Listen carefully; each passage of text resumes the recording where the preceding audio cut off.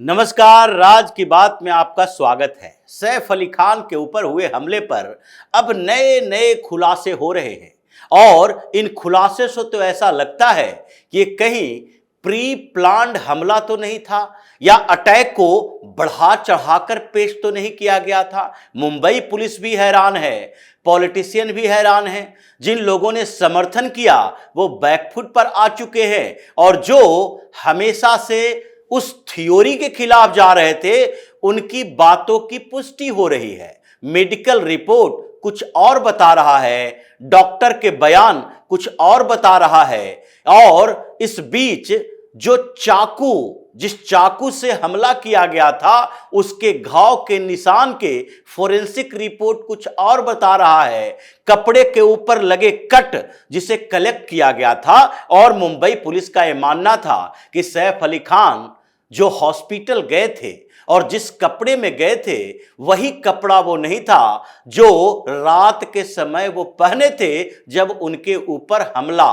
अब तो तथाकथित हमले की बात की जाती है कि तथाकथित हमला हुआ था, उस समय जो कपड़ा वो पहने थे वही कपड़ा नहीं था जब वो हॉस्पिटल के लिए गए। उनके साथ जाने वाले शख्स की पहचान पर भी कंफ्यूजन हो रही है। यहां ये कहा जा रहा था वो अपने बच्चे के साथ गए, ये कहा जा रहा है अब कि वो किसी दोस्त के साथ गए थे। तो इस पर सवाल उठ रहे हैं और जो इसके सपोर्ट में आया था यानी शरद पवार की पार्टी के कुछ लोग, यहां तक कि सुप्रिया सूले तक ये कहने के लिए सामने आई थी कि देखो मुंबई में ये जो मुस्लिम एक्टर हैं, एक्ट्रेस है, वो सुरक्षित नहीं है क्योंकि भारतीय जनता पार्टी की सरकार जो महाराष्ट्र में है इसने हिंदुत्व पर ऐसा एक तूफान लाया है जिसके कारण लोग अब मुसलमानों से नफरत करने लगे हैं, सेलिब्रिटी से भी नफरत करने लगे हैं।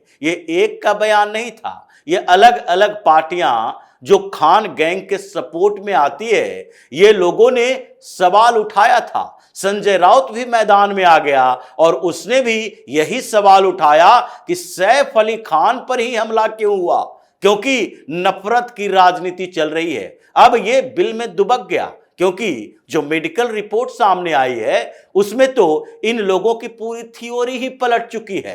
ये थ्योरी जो इन लोगों ने गढ़ी थी, जो इन लोगों के सपोर्ट में गढ़ी गई थी, जैसे सैफ अली खान आजकल अंडरग्राउंड चल रहे हैं, उनके बारे में जानकारी नहीं है, वो सेलिब्रिटी हैं और जब वो हॉस्पिटल से बाहर आए तो एक वीडियो उनका सामने आया, लेकिन हॉस्पिटल के बाद वो घर में गए, क्या उसके बाद उनके रिकवरी का वीडियो नहीं आना चाहिए? ये तो सेलिब्रिटी हैं, ये तो बच्चे के जन्म से लेकर शादी तक और छोटी छोटी पार्टियों से लेकर एयरपोर्ट में एंट्री तक कहां स्पॉट हुआ, क्या कर रहा है, क्या खा रहा है, कैसे नहाता है, इनकी छींक भी आती है, मीडिया में खबरें चल जाती है। और यही नहीं, जब छोटी मोटी बीमारियां हो, यहां तक कि खरोच भी आ जाए किसी शूटिंग के दौरान, बड़े बड़े खबरें अखबारों में आ जाती है। पेज 3 तो इन्हीं लोगों के लिए बना, लेकिन जब से वो रिकवर होकर बाहर आए हैं तब से उनके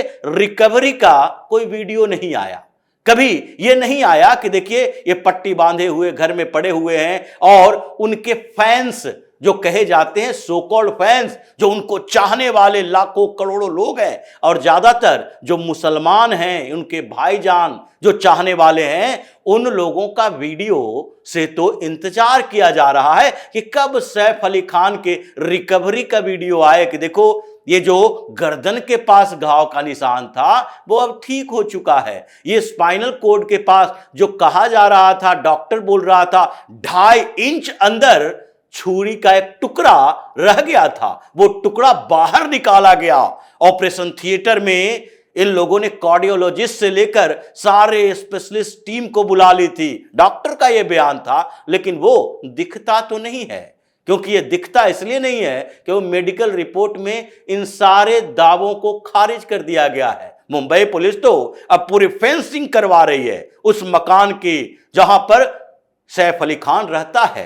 तो अब सवाल क्या उठ रहे हैं? पहला सवाल यही उठ रहा है जो मुंबई पुलिस ने दागे हैं इस पूरे परिवार के ऊपर कि आपने सच्चाई क्यों नहीं बताई कि जब आप घर से निकले तो आपने कपड़ा बदल लिया था।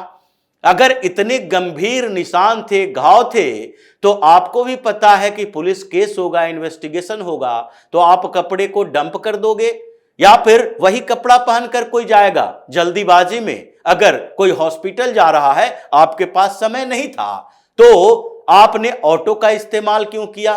वो कौन शख्स था, वो कौन व्यक्ति था जो आपको हॉस्पिटल तक ले गया? ऐसा माना जा रहा है, डॉक्टर का बयान आया है कि वो कोई आपका दोस्त था, परिवार से तो कोई नहीं था। लेकिन इसके बाद आगे इसमें फंसा हुआ ये सैफ अली खान जो अभी अंडरग्राउंड है, उसने इन सवालों के जवाब तो नहीं दिए, कपड़े देने पड़े। और कपड़ों से लेकर इसके मेडिकल रिपोर्ट में घाव के चीरे का निशान, ये जो सामने आया है वो और चौंकाने वाला है। कपड़े के ऊपर 1/2 इंच के कट हैं, यानी कि एक 1/2 इंच का कट से 2.5 इंच के अंदर चाकू का टुकड़ा कैसे रह गया?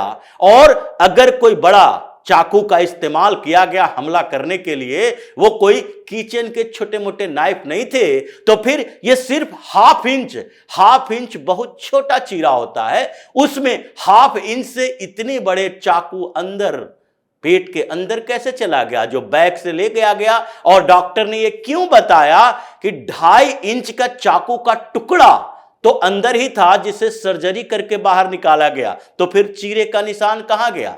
ये तुम नहीं डायरेक्ट कह सकते कि हमने प्लास्टिक सर्जरी करवा लिया और 4 दिन के अंदर ही सारी रिकवरी हो गई। फिर गर्दन के घाव के निशान, पहले ये कहा जा रहा था 6 जगह पर है ये निशान, अलग अलग जगहों पर उसने हमले किए। अब ये सामने आई है मेडिकल रिपोर्ट में बात कि 5 ही निशान दिखाई पड़ रहे हैं, 6ठा निशान कहां गया? और फिर जो गर्दन पर निशान की बात की जा रही थी कि गर्दन पर चाकू से वार किया गया, वो वार नहीं था, केवल खरोच, ये छोटे से खरोच की बात की जा रही है। मेडिकल रिपोर्ट में बताया गया है, पुलिस को शक हो चुका है कि इन लोगों ने कोई आगे के प्रोपेगेंडा के लिए, फिल्मों के लिए, बदनाम करने के लिए, इनके अलग अलग थ्योरी होते हैं, तर्क होते हैं, तरीके होते हैं। ये खान गैंग जो पूरे मुंबई के फिल्म इंडस्ट्री पर कब्जा किए हुए है, इन लोगों ने से हमेशा विक्टिम कार्ड खेला है। शाहरुख खान हो या फिर आमिर खान हो या फिर सैफ अली खान, ये सैफ अली खान इन पूरे खान गैंग में सबसे ज्यादा वोकल रहा, यानी कि क्रिटिक रहा।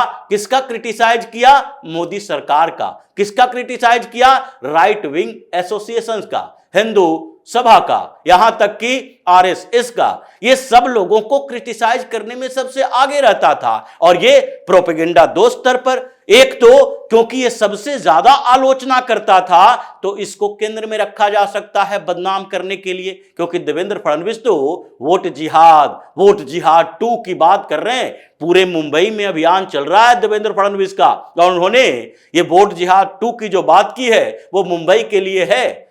80 से ज्यादा मुस्लिम बहुल इलाकों में देवेंद्र फडणवीस ने फरमान जारी कर दिया है, यह आदेश है, ऑर्डर, कि जाओ पुलिस की टीम अलग अलग मुस्लिम मोहल्ले में जाओ और एक एक कमरे को सर्च करो घर के साथ, और वोटर लिस्ट अपने साथ लेके जाना।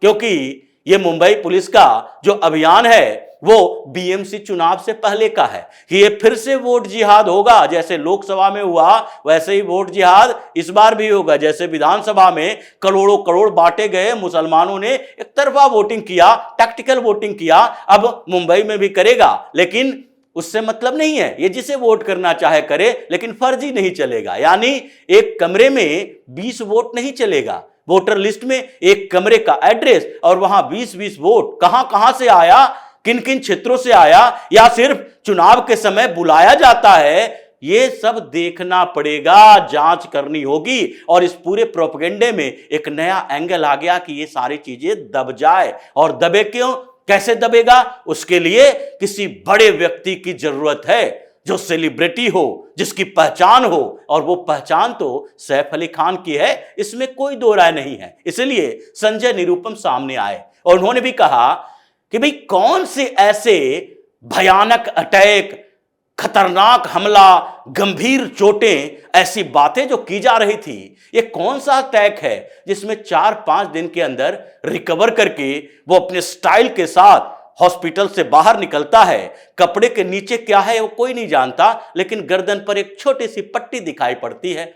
उसके चेहरे से, उसके हाव भाव से, उसके चाल से, उसके बॉडी लैंग्वेज से ऐसा लगता नहीं है कि इतने बड़े ऑपरेशन जिसके लिए लीलावती हॉस्पिटल के सारे डॉक्टर परेशान थे, मिनट मिनट की खबरें दे रहे थे, ये गंभीर स्थिति, आईसीयू में भर्ती है, ऑपरेशन थिएटर में 4-4 घंटे ऑपरेशन करना पड़ रहा है, स्पाइनल कोड के पास है, रीढ़ के हड्डी के पास 2.5 इंच चाकू घुस गया है। ये कौन सा ऐसे रोग है और कौन से ऐसे ट्रीटमेंट का तरीका है जिसमें 4 दिन में इतने तेजी से रिकवरी होती है? और किसी का तो नहीं देखे कि ऐसे तेजी से रिकवरी हो गई और उसके बाद रिकवर होने के बाद वो तो लापता है, दिखता ही नहीं है कि उसकी रिकवरी और बेहतर तरीके से हो रही है, वो काम पे वापस गया है, अंडरग्राउंड हो गया है। ये नीतीश राणे ने भी ये सवाल उठाया और अब पुलिस के ऊपर जो दबाव बना, पुलिस ने उसी दिशा में ये इन्वेस्टिगेशन शुरू किया कि 2.5 इंच का चाकू का टुकड़ा अंदर था या बाहर जो कट के निशान 1/2 इंच के लगे हैं, उसके पीछे का कारण क्या है। और जिस तरीके से ये हमला करने वाला अभी तक कोऑपरेट नहीं कर रहा, शक तो इससे भी जा रहा है ये प्रोपेगेंडा, प्लान या फिर कुछ और था जिसके लिए इसने पूरी प्लानिंग की है। तो इसलिए खान परिवार, खान गैंग अभी ऐसा फंसा हुआ है कि छटपटा रहा है। मुंबई में इन लोगों की चर्चा इसी बात के लिए हो रही है कि अगर इस मामले का पूरा खुलासा हो गया और अगर उसी तरह की सच्चाई निकली जैसे पूनम पांडे की निकली थी, तो ये बड़ा खतरनाक होगा कि एक प्रोपेगेंडा किया गया और टारगेट किसका किया गया?